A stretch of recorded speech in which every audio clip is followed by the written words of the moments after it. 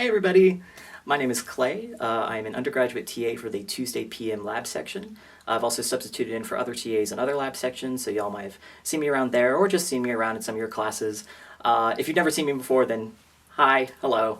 I am a dual degree in ecological restoration and crop and soil science with a minor in entomology. I'm really interested in arthropods and how they contribute to their ecosystems, agricultural spaces, and soil health as a whole. Over the course of the semester, I've been doing a little experiment kind of related to all of that, and I thought it would be really cool to kind of give you an opportunity to participate in it for your unit on soil organisms. Over the course of the semester, you all have learned a lot about the different constituent parts of soil and how kind of deeply interconnected all of them are. Soil acts as its own little ecosystem, and like all other ecosystems, changing one thing can lead to cascading effects on pretty much everything else. Soil organisms, of course, are an extremely important part of these ecosystems, and altering their natural community composition can cause a whole host of problems for the soil at large. There really is no better example of this than the Asian jumping worm. The term Asian jumping worm, or just jumping worm for short, actually refers to 3 species, all of which act as a sort of collective invasive. They're most easily identified by their behavior. When disturbed, they kind of totally freak out and thrash or jump around. They also can reproduce sexually or asexually, so they can very quickly grow their populations and outcompete other earthworms. The biggest problem with jumping worms, though, is their appetite.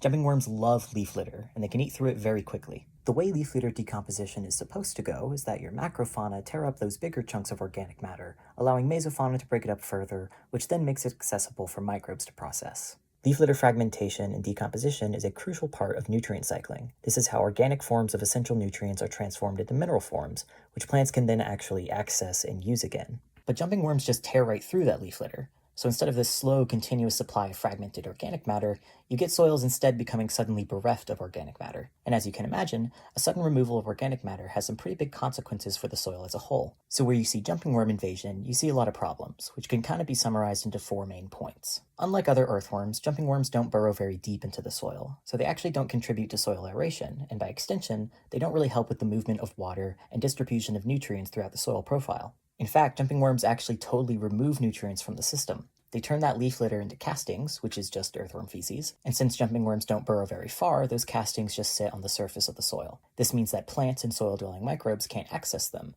so all these nutrients just kind of sit there and don't get used and then get washed away as runoff the next time it rains. And remember, all that leaf litter is acting as both habitat and food to other soil-dwelling organisms. The things that you find in the O and A horizons now don't have a place to live, and they don't have any food either, which really messes up the community structure and food web of a given soil. And of course, this turns into broader changes to a soil. Removing leaf litter means also removing all that moisture insulation, so the sun now has direct contact with the soil, which dries it out quicker. Jumping worms also change the structure of soil, making it more gravelly, kind of like the consistency of coffee grounds, which is really not great to grow stuff in. All of this culminates in a soil that cannot support plant, animal, or microbe life very well, and that erodes away much quicker. So with my experiment this semester, I wanted to look at the impact of invasive jumping worms on soil organism populations and A-horizon subsoil spaces. When we went on our field trip to Craig Creek Road, I gathered a bucket of leaf litter and a bucket of A-horizon soil from our soil pit. I then measured out the soil and leaf litter into 8 64-ounce Tupperware bins. I filled them up to the 48-ounce line with soil, then up to the top with leaf litter. I wanted to keep everything as close to field conditions as possible, so I left in any soil organisms that were already there.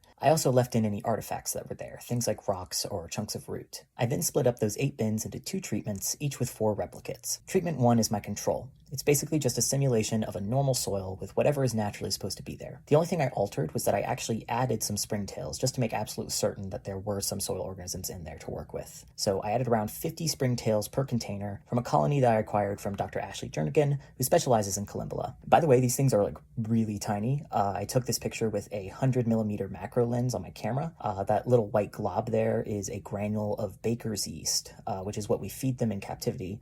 And you can see the springtail itself is like half that size. I counted them out by shaking a bunch of them into a specimen cup and manually counted them. And given how tiny they are, there's probably an error of about 10 on either side. So basically I tried to make it about 50 springtails, but it was probably somewhere between 40 and 60. For treatment 2, I added not just the springtails, but also some jumping worms, which I actually acquired right here on campus out on the ag quad. So Smythe is right here, and I found the jumping worms right around there under some leaf litter. I added 3 per container, and I tried to keep the sizes relatively consistent. Once I had the bin set up, I sprayed each of them twice a week with water to keep things from drying out, and they've basically just been sitting in the back of the room for about a month now. I also took some other measurements, particularly wet weight and dry weight, to find the gravimetric water content, and I'm going to take pH too, just out of curiosity. But my main focus is on the weight of the leaf litter to see how much the jumping worms ate through, and the abundance and diversity of soil organisms to see if and how the jumping worms affected the things they shared the space with. And that's where you all come in. So today you're going to be looking at some of my replicates to kind of observe and record how many soil organisms I ended up with. We've set up some Tolgren and Behrman funnels, which we'll talk more in depth about in a minute, but they're basically meant to sift out the live organisms from the dead ones, and will be a good accurate representation of how many soil organisms survived in my control versus in my jumping worm treatment. I'm actually going to be using the data that you guys collect today in my analysis for this experiment, the results of which I'm hopefully going to be presenting at a student research symposium next semester. I really hope there's some fun stuff for you guys to look at. I know things can sometimes go wrong when you work with live organisms. I did a different project last semester, also with earthworms, and they all died. But things should not have died this time, so hopefully you all have a bunch of really cool stuff to look at. Don't really worry about what the numbers like should or should not look like. This is mostly just an opportunity for you guys to get to look at some critters. Also, if anyone found any of this stuff about jumping worms interesting and you want more information, I have a full list of references for all the research that I did for this project in the description of this video, so I'll make sure you guys have access to that. Other than that, I think this is pretty much it. So I hope you have fun, I hope you learned something new, and I'm going to go ahead and give you back to your TAs.